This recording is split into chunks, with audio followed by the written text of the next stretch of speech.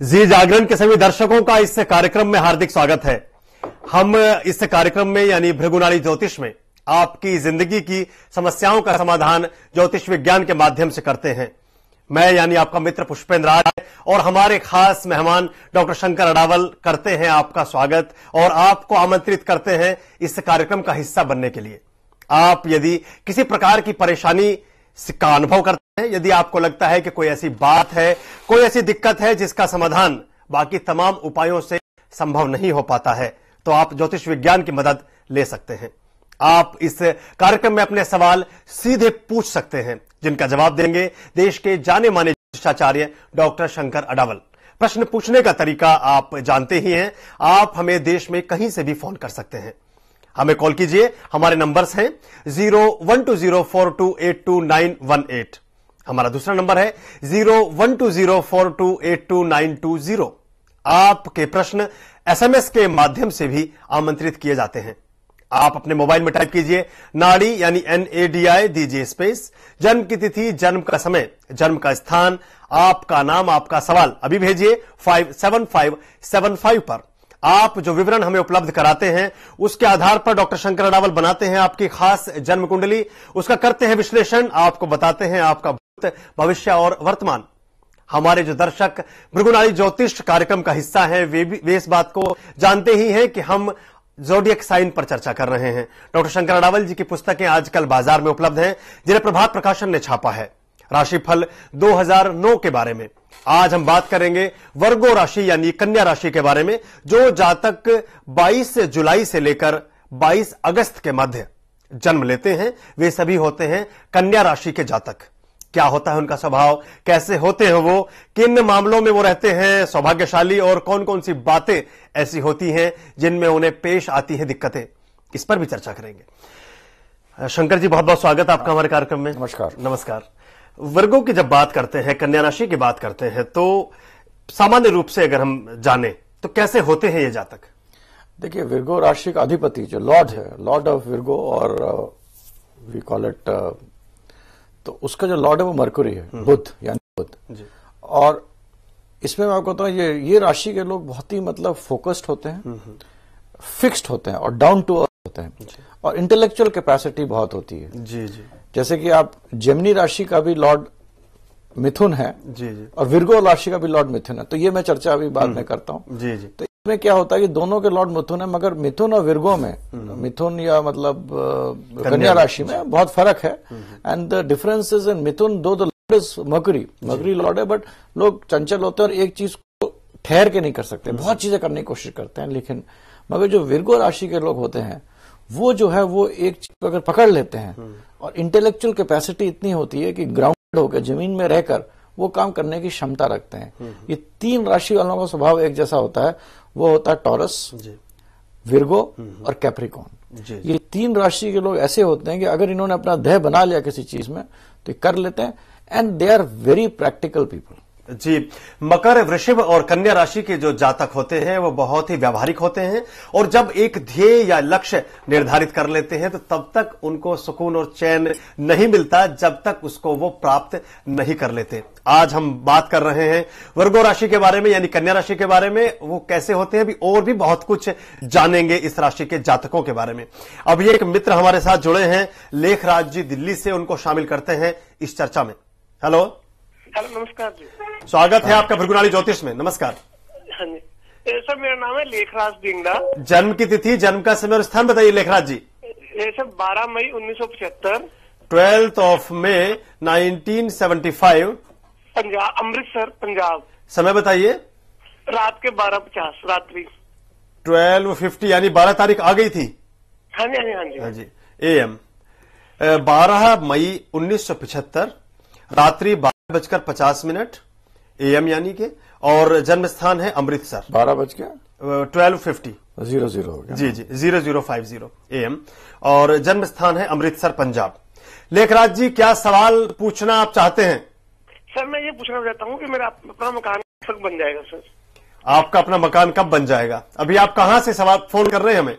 मैं अभी दिल्ली में रहता हूँ। दिल्ली में रहते हैं। अच्छा, आपका ऐसा मकान का आपने अच्छा सवाल पूछा। आपका इस साल आपका मतलब शुरू हो जाएगा सोचना, और मेरे हिसाब से अगले साल मतलब 2010 में जी आपके पास यू शुड बी, आपके छोटा घर या कोई जमीन मतलब आप जरूर ले लेंगे, मतलब अगले साल अंत तक आपका मकान हो जाएगा। आप अगर इसकी प्लानिंग कर रहे हैं करिए और अच्छा टाइम है, अच्छा वक्त है और आपके चार्ट में इसके संकेत मिल रहे हैं लेखराज जी। इस वर्ष आप शुरुआत करेंगे, तैयारी करेंगे, उसकी भूमिका बनाएंगे और अगले साल यानी 2010 तक आपका जो अपना सपना है, आपका अपना घर कब हो सकेगा, अगले साल हो जाएगा। बहुत बहुत शुभकामनाएं आपके लिए हमारी तरफ से भी। डॉक्टर साहब, आपने बताया कि कन्या, वृषभ और मकर राशि के जो जातक होते हैं ये लगभग सामान्य रूप से इनकी चारित्रिक विशेषताएं कमोबेश एक जैसी होती हैं, लेकिन इसमें आपने एक और संकेत, हमें एक और ज्ञानवर्धक बात आपने बताई कि मिथुन राशि का जो स्वामी है, लग्नाधिपति है, वो भी बुध है और कन्या राशि का भी लग्नाधिपति बुध है, लेकिन दोनों में फर्क आता है। ये फर्क कैसे आ जाता है? क्या चीज है जो फर्क कर देती है चरित्र में या बातचीत में या चीजों में? अंश का फर्क आता है या जो लॉन्गिट्यूड और लैटिट्यूड की वजह से फर्क आ जाता है? क्या चीज होती है? नहीं, ये थोड़ा आपने मतलब टेक्निकल है। बुध हर जब प्लैनेट रोटेट करता है तो अभी कोई भी चीज है, दो चीज आपकी स्टैटिक है मान लीजिए, जिसे हम कहते हैं नक्षत्र लॉर्ड, नक्षत्र का जो मालिक होता है वो स्टैट, और अगर एक चीज घूम रही है तो वो बुध के एंगल में एक तरफ तो आती है, मगर जो उसके पीछे उसका सब लॉर्ड या उसका स्टार लॉर्ड या उसकी जो दूसरे चीजें हैं जो कि अपने भूमंडल में चीजें हैं वो बदल जाती हैं। तो उनको बदलने से जो उनका रिलेशनशिप बनता है, while the same planet Mercury rotates around the earth, क्योंकि ये सब प्लैनेट्स अर्थ के अराउंड रोटेट करते हैं, तो अलग एंगल पे उनके जो relationship with the other planets वो चेंज होते हैं। इससे स्वभाव चेंज होता है, क्योंकि हम पूरा रोटेशन ऑफ अर्थ के हिसाब से मानते हैं, और जहां तक है अब हम सोचते हैं हमारे में लाइफ है, इट इज नॉट राइट।